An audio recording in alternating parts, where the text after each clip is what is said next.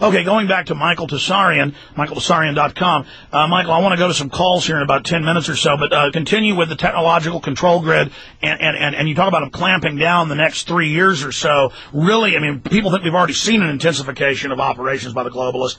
You're talking about really intensifying things. Break that down for us. Well, these are people who've always thought of man as some sort of golem. You know the story of the golem?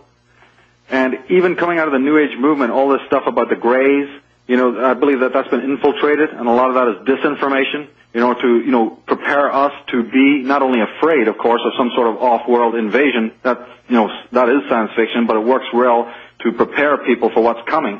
But basically, when you start reading the certain schools of Bertrand Russells and these kinds of people, and these other maniacs that I deal with in my work, throughout my books and DVDs, these individuals literally do think of themselves as some sort of robotic, mechanical beings, and nothing could be in their greatest pipe dreams, you see, is to make a completely controllable human being. I actually believe that for ritual purposes, certain segments of these illumined ones, so-called, wanted to completely devastate and wipe out the human race a long time ago, and that another quadrant, another section or cadre sort of frowned upon that in the past and didn't want that, and came up with the idea that, look, to make the perfect robot, all we got to do is dumb down the people of the world to the level of the robot, to the level of the cyborg, and the job is done.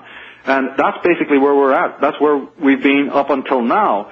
Now they have restored the technology, because remember, these people arm themselves to the teeth with not only knowledge, but occult knowledge.